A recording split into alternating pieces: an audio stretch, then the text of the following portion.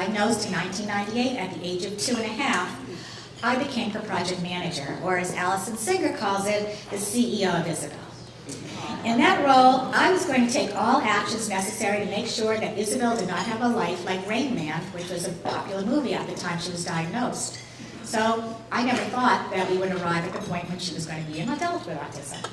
But it wasn't until about the time that she was entering high school that I realized that one more speech therapy and she'll be all better was not going to happen. So her diagnosis didn't change, and she is who she is. And I realized that I became more enlightened and realized that Isabel is a teen with autism and going to be an adult with autism.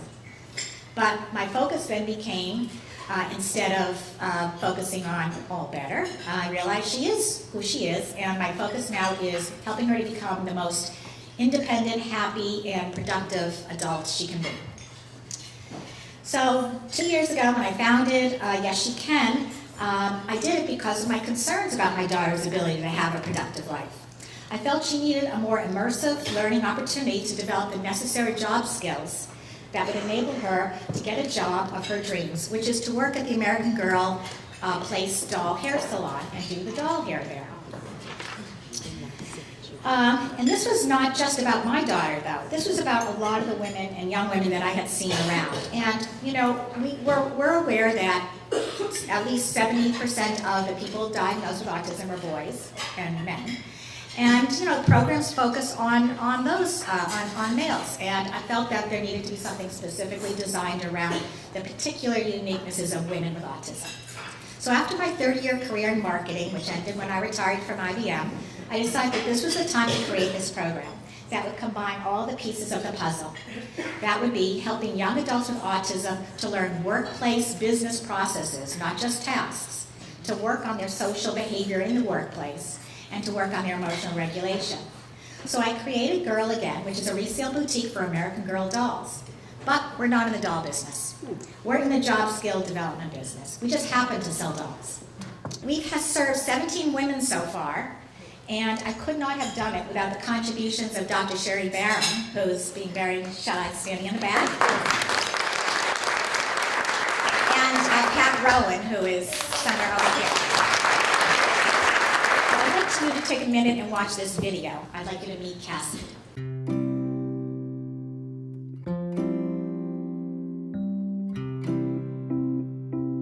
My name is Cassidy, I'm 25. I do computer work, I help the customers, and I do the website, and I do MailChimp. Cassidy has always had great hard skills. She has great computer skills. She can build websites, but what she lacks, which is so common among people with autism, are the social skills, the soft skills, the skills that allow you to relate to people, to understand and read people, and those skills are so needed in the workplace. At first, when I worked on the website, it was a little frustrating, but Marjorie and I worked through it. Our main mission is to focus on her behavioral skills. We work on her paying attention, staying on task, speaking appropriately, not whining when she gets frustrated. I'm working on not screaming and not interrupting. Sometimes when I do work, I'm very focused, but I often ask for a break and wanting to watch Julie and Pals on YouTube. I would like to work as an accountant at Disney, and I would like to work in AMC as a second job.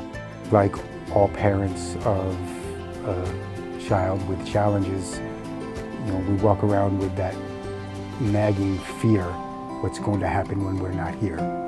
So my vision for Cassidy is that she would be able to sustain and support herself as well as possible with as little public assistance as possible. I'm accurate on the computer, I don't do typos, and I'm fast. If there's a typo, I might just clean it up right away. If I look at Cassidy's experience at Girl Again, the thing that I take away are the growth in her self-esteem. She feels much better about herself, that she's able to come here, that she's able to say she has a job, that she does well, that she feels successful about. And the value in that is immeasurable. You can't put a value on that.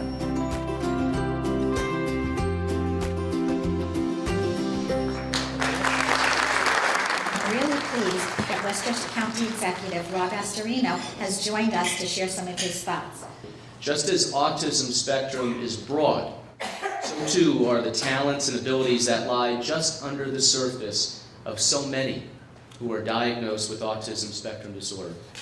In fact, when it comes to autism and Asperger's, perhaps the term best used to describe those who live on the spectrum shouldn't be differently abled, but rather differently gifted. And for me, the real beauty of an organization like Yes She Can is the straightforward practicality of its mission. That this is where the rubber meets the road in making a difference. Few things have a greater impact on the human spirit than when one can take pride in a job well done. By helping young women with autism develop job skills and giving them the tools to transition into the workplace, Yes She Can and your supporters are doing so much more than job training. You're helping these young women participate and thrive in a much larger world than perhaps would have been made possible without you. These young women are talented, vital, and enthusiastic, and they're great potential employees who, like everybody else, deserves a good job. And anybody who knows me knows I'm all about economic development and jobs. So when I leave here today, not only will I carry the message and mission of Yes She Can to any potential employers that we meet, but I intend to follow the brilliant lead of Marjorie, and we'll be getting together with our administration to see what we can do on the county level to provide jobs to those on the spectrum who complete these types of programs. And it wouldn't be charity. It would be good hiring. In fact, Marjorie and Yes She Can has helped us realize that it's not so much what we can do for people with autism, so much as it is what people with autism can do for us. What we know is that individuals with autism are underemployed or unemployed. And we need to be aware of the fact that society is not benefiting from what individuals with autism have to share. And so it is good business, it is good ethics, good morality to employ individuals with autism spectrum disorders. And you'll see by that purple color that our individuals with autism are highly visual learners. And if you think about how visual our world is, the many occupations that are visually oriented, our individuals on the spectrum bring that to the workplace. Also, direct communication. You never need to worry about where you stand with an individual with autism. So, with individuals with autism, meetings will be more quick because we will directly know exactly what opinions are, and we will not have to guess. And isn't that absolutely fabulous? Consistency and predictability. If there is a schedule, if job responsibilities are laid out, if the social demands are made known, our individuals with autism can thrive in the environment. We do have to make sure, however, that we teach the routines and that we teach the hidden routines, that we spell out exactly what we want the individual to know and understand in their work environment. We need to make sure that we have a self-regulation plan in place. And self-regulation plans, as Marjorie has clearly demonstrated, can be implemented in an environment to help individuals with autism remain calm and focused. I've been fortunate for the last 20 years of my professional life to be guided by Judy and subsequently Bonnie in terms of understanding some of the real challenges that individuals with autism face, specific challenges that adults with autism face, and some of the real struggles that families experience in working with their children and trying to help their children move forward. I couldn't think of two better people to win this award. Everyone knows who Judy and Bonnie are.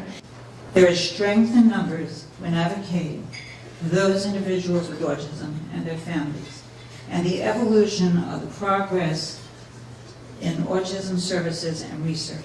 Thank you, and yes, we can. From my perspective, there are three critical issues that need to be addressed for our adult children on the spectrum. Appropriate residential options are a key to encouraging independence in life.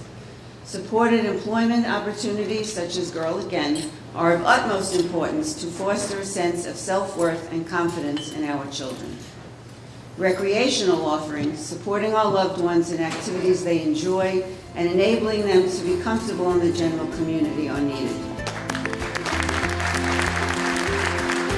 I hope you've taken away today that while there's still a huge need to develop solutions to enable adults with autism to live an independent life, as Bonnie completely explained, housing, employment, and recreation, that there are so many people here who are dedicated to addressing those issues. And so I feel very positive, and I hope you do too.